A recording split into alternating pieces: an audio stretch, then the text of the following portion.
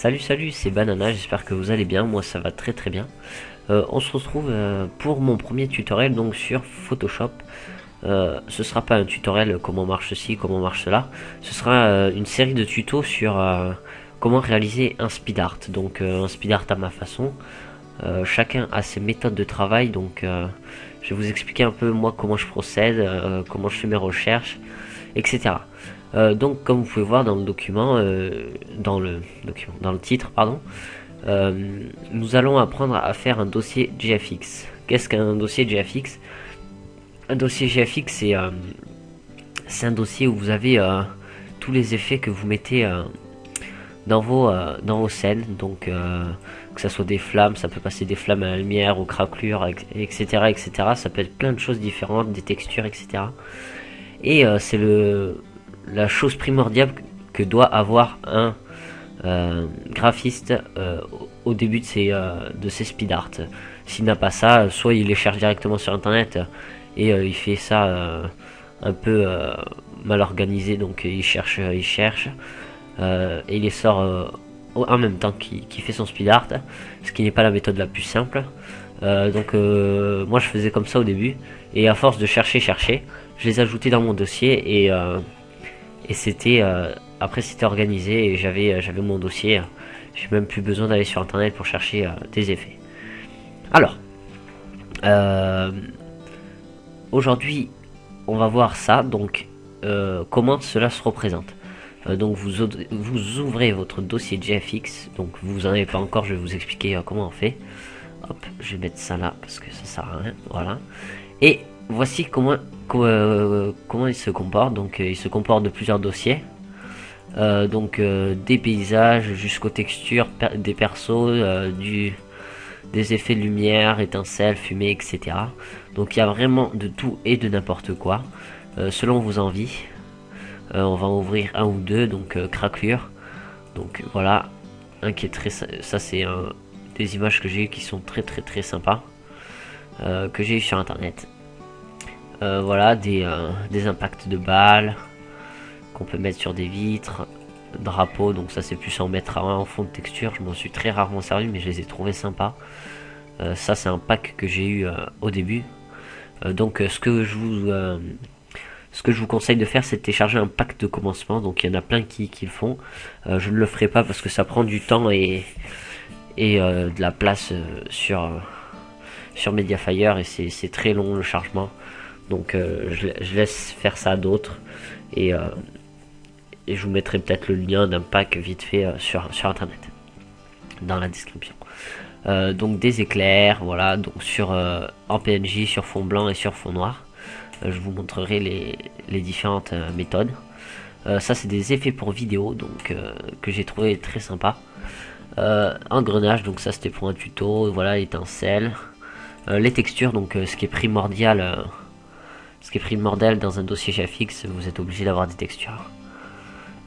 Des persos, ça c'est pas obligé, moi je m'en sers très rarement, en général je les cherche juste avant de faire les vidéos, mais c'est vrai qu'il y en a dont vous aurez l'utilité de temps en temps, ou qui pourront vous donner des idées. Voilà. Sur ce, on va commencer par chercher une image sur internet. Donc on va fermer ce dossier GFX. On va chercher un paysage. Donc paysage. Hop, donc image. Voilà. On va essayer de trouver un paysage avec un logo, une sorte de marque de droit d'auteur. Celle-ci a l'air d'en avoir un, au moins que ce soit une saleté. Non, elle en a un, Cat River. Ok, on va prendre celle-là avec le logo Cat River. Ah, oui, c'est vrai, je l'ai déjà prise tout à l'heure. C'était pour voir, voilà. Bon, je l'ai là. Donc on va la glisser sur Photoshop. Hop, déjà on va l'ouvrir, ce serait plus pratique. Donc on va ouvrir Photoshop et on va prendre l'image qui nous intéresse en fond, et on va la glisser dans Photoshop. Ok. Donc dans ce tutoriel, ce sera tous les petits trucs de base, donc avant de commencer un speed art. Voilà. Alors quand vous avez votre dossier, avant de pouvoir faire quelques retouches sur ce calque, vu que c'est le calque de démarrage, il faut double-cliquer sur le calque et appuyer sur OK. Donc ce qui va déverrouiller le calque, et après je pourrai travailler dessus. Voilà. Maintenant qu'on peut travailler dessus, je vais vous montrer 3 petites méthodes pour enlever un logo. Donc sachant que là j'ai pas pris le plus compliqué, vu qu'il est dans l'herbe sur un assez grand espace, ça va être assez simple. Donc une méthode que je fais très rarement mais qui marche, c'est vous cliquez sur votre dossier, sur votre calque dont il y a le paysage, vous appuyez sur CTRL J, donc c'est pour dupliquer, ou sinon vous cliquez clic droit dessus, dupliquer le calque, etc. Mais moi je préfère CTRL J, ça se fait en 2 secondes. Voilà. Hop, j'ai 2 calques maintenant. Et ce que je vais faire, c'est CTRL T. Donc ça, c'est pour sélectionner le calque. Et en fait, une fois que vous avez sélectionné, c'est pour changer la taille, la rotation, etc. Et là, en parlant de rotation, on va faire une rotation symétrie axe horizontal. Ce qui veut dire, c'est que en fait, le calque va se retourner dans l'autre sens. Voilà. Donc là, il est dans le sens opposé. On peut voir que c'est écrit à l'envers et que les sapins sont dans l'autre sens. Et on va prendre l'outil gomme, appliquer, hop, au petit outil gomme, hop, on va effacer ce qu'on n'a pas besoin, c'est-à-dire le logo et toute la partie du ciel, donc pour remettre à l'état original. Hop, on sait que le logo est dans le coin gauche, donc on va effacer que la partie de l'air. Et une fois qu'on a fait ça, il a disparu. Voilà, je vous montre, il est là. Donc je peux même effacer plus si vous voulez pas avoir trop de choses. Mais comme vous pouvez voir, il est très bien caché. On peut, si on avait cette image de base, on ne devinerait pas qui est un logo. Voilà. Méthode beaucoup plus rapide et beaucoup plus simple, avec un outil qui est fait pour, c'est l'outil pansement. Vous cliquez dessus, donc si vous n'avez pas l'outil pansement dessus, vous cliquez longtemps et vous allez sur le premier outil correcteur de ton direct. Hop. Et il vous suffit de sélectionner ce que vous voulez changer. Donc voilà, hop, vite fait. Voilà, on peut voir que ça fait des petites ratures, donc il suffit de repasser par dessus les ratures. Voilà, c'est caché et c'est caché. On va même cacher ça parce que c'est pas beau. Ça c'est pratique, mais c'est comme la première façon. Pour les petits détails, c'est dur. Bon, si je veux cacher un sapin, ça marche très bien, mais quand il y a trop de détails dans le paysage, ça fait des trucs pas beaux. Déjà on peut voir que ça commence à faire un peu du pâté, mais bon, c'est déjà mieux que rien. Donc si on recache, voilà, c'est un peu mieux. Voilà. Alors on va retourner en arrière, donc CTRL Z, CTRL ALT Z pour retourner plusieurs fois en arrière. Et on revoit le logo. Et la méthode, moi, que j'utilise tout le temps, c'est la méthode du sélection. Donc vous sélectionnez une partie qui est pratiquement la même. Hop, donc cette partie-là, c'est la même. CTRL C, copier, CTRL V, coller. CTRL T, sélectionner. Donc retenez bien les raccourcis, c'est ce qui est le plus important. Et un petit symétrie axe horizontal, donc ce qui sert à mettre l'herbe dans le même sens que l'autre côté. Voilà. Et là, ni vu ni connu, on cache. Vous prenez un petit coup de gomme, j'ai dit petit, j'ai pas dit énorme, et vous effacez là où vous voyez la limite en fait. Hop. Et voilà, ni vu ni connu, comme la deuxième méthode, on ne voit plus le logo. Maintenant, on veut pas se louper, donc par exemple sans faire exprès, oh je supprime ça. Donc sachant qu'on veut qu'il reste comme ça, qu'il n'y ait pas de changement, on va prendre les deux calques. Donc soit vous appuyez sur CTRL sur les deux pour sélectionner les deux, ou soit vous cliquez sur un et sur la touche majuscule enfoncée. Et vous cliquez droit, fusionner les calques. Donc voilà, maintenant on n'en a plus qu'un, on peut pas revenir en arrière à part dans l'historique, mais au bout d'un moment on pourra plus. Là c'est pour être vraiment sûr que vous allez plus y toucher, que vous voulez qu'il reste comme ça de base. Voilà. Maintenant on va vous montrer comment faire un GFX pack, c'est parti. Hop, alors, nouveau dossier. Pardon, je commence à être malade. Nouveau dossier. À la place du titre GFX pack si vous voulez. Moi je mets juste GFX d'habitude, mais bon, voilà. Hop, on clique dessus. Hop, nouveau dossier. Et là on va mettre flamme. Hop, c'est parti pour les flammes. Voilà, maintenant on va aller sur internet, moteur de recherche. Donc là c'est l'étape très importante, il faut faire ça. Parce que si vous cherchez des images et que vous mettez comme ça dans votre dossier, quand il y en a 10, 50 ça passe. Mais comme quand moi vous commencez à en avoir 500, même 600-700, ça commence à être compliqué à s'y retrouver. Donc là on va mettre flamme. Et je vais vous montrer les différences. Donc PNG. Pour les flammes, lumière, etc. Tout ce qui dégage de la lumière, prenez pas du PNG. De temps en temps vous pouvez, quand elles sont vraiment bien réalisées. Mais par exemple on va cliquer sur celle-là. On peut voir qu'il y a des trucs noirs, ça fait pas réaliste, c'est vraiment pas beau. Voilà, il y en a plein qui sont comme ça parce que la lumière c'est dur à ressortir en PNG. Donc on peut voir ça fait une grosse boule dégueulasse. Là c'est pareil. Donc prenez, oh, mon réveil, pardon. Prenez du fond noir. Fond noir, voilà. Flamme fond noir. Et là c'est parfait, c'est ce qu'il nous faut. Donc celle-là elle me plaît bien. Hop, donc ce que vous faites c'est vous cliquez et vous glissez. Donc toujours quand vous avez choisi, il faut cliquer dessus avant de glisser, parce que si vous glissez directement, bon là ça marche sur celle-là, mais en général ça vous met juste le lien de la page internet. Donc vous cliquez, celle-là me plaît bien par exemple, hop on glisse. On va essayer de trouver autre chose, donc des craquelures.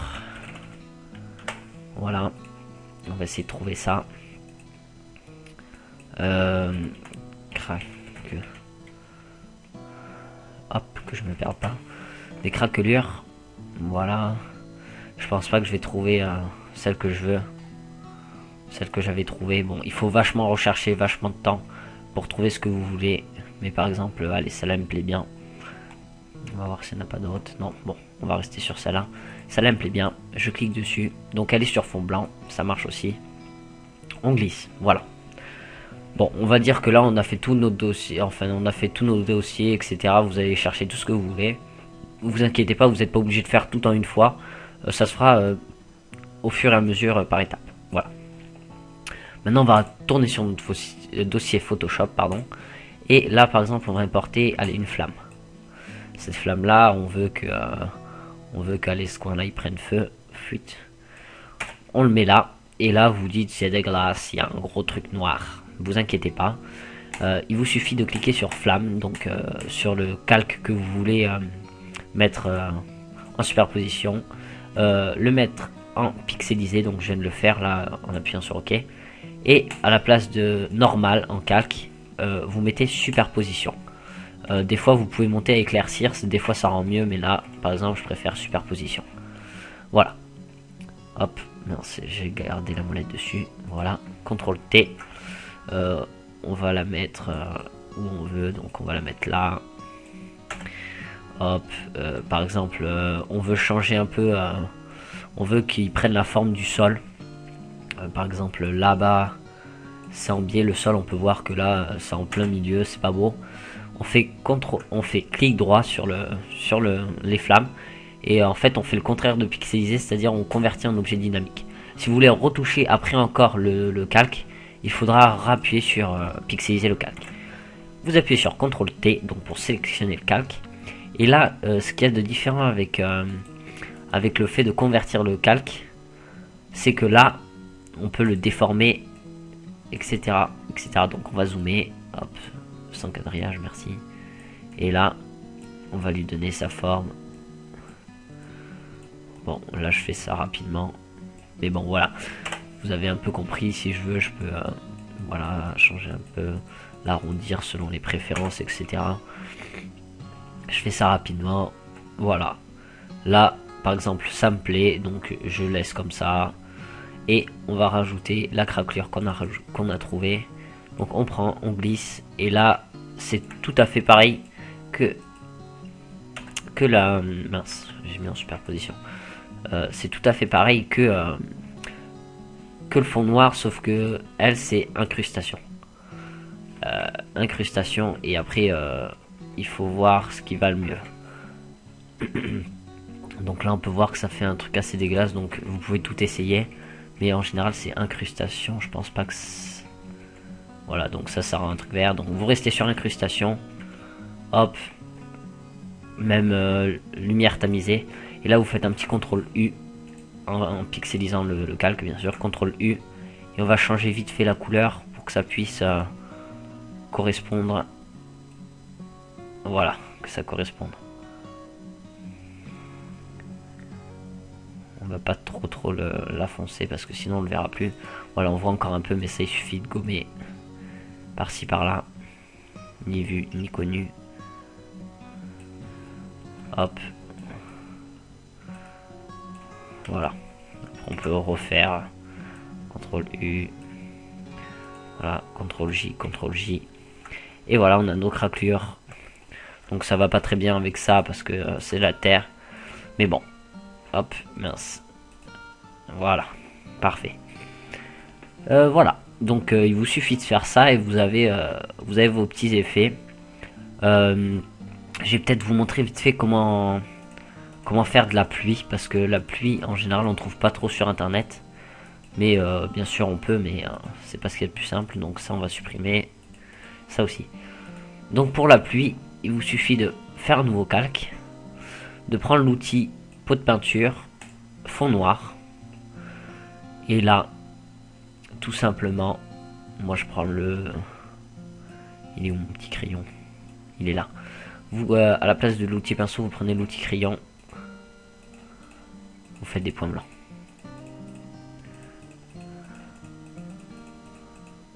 Peut-être ils sont pas assez gros là.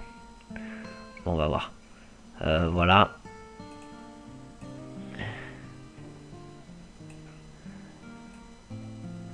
CTRL C, CTRL V, CTRL T. CTRL T. Mince. Hop, CTRL J pour dupliquer le calque. Ou clic droit, dupliquer le calque.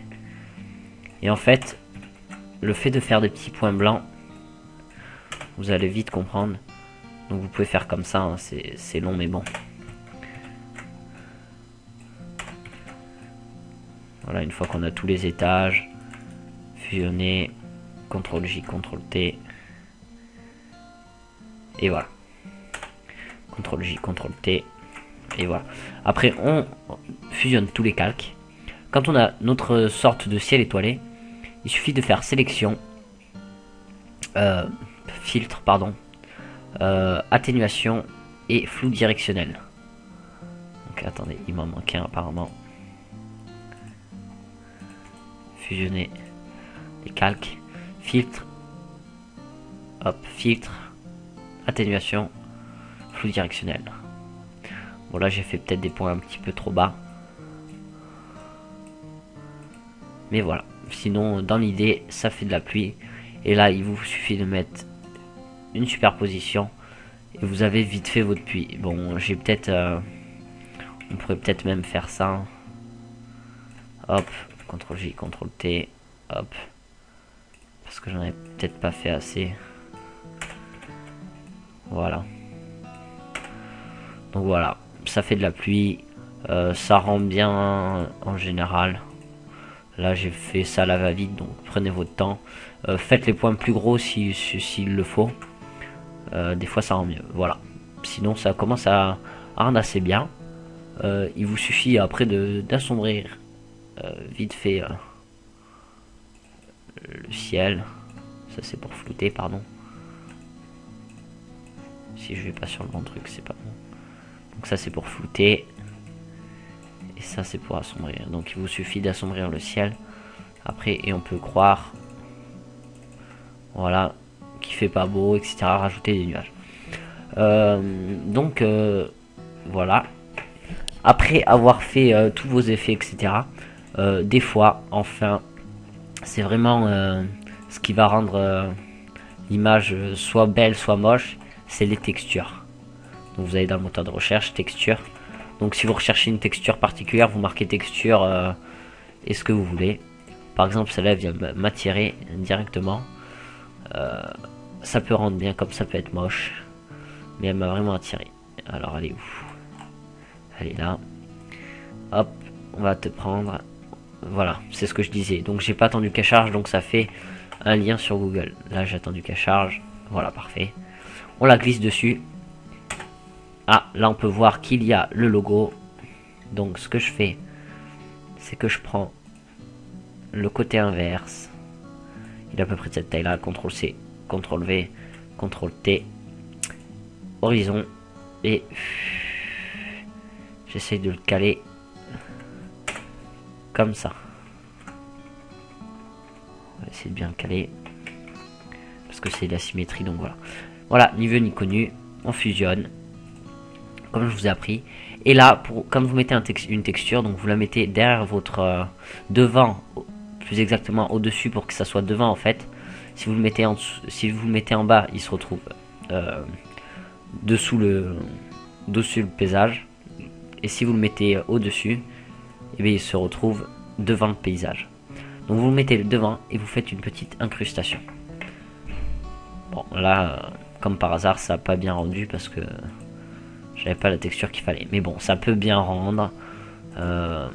Voilà, sur un fond comme ça peut bien rendre. Mais c'est ce qui rajoute en fait, c'est ce qui rajoute de la, comment dire, du relief à l'image et des fois ça joue sur les couleurs. Donc c'est ce qui rend le mieux en général. Après vous pouvez faire des effets, mais bon ça je vous expliquerai quand je ferai mon speed art en direct. Là c'était juste histoire de vous expliquer vite fait comment ça marchait les fonds noirs, à quoi servaient les textures, etc. Et comment trouver sur internet vos images. Donc j'espère que ce tuto vous aura plu. Soyez indulgents parce que c'est mon premier tuto. Et je vous dis à très bientôt pour un speed art ou un prochain tutoriel. Bye.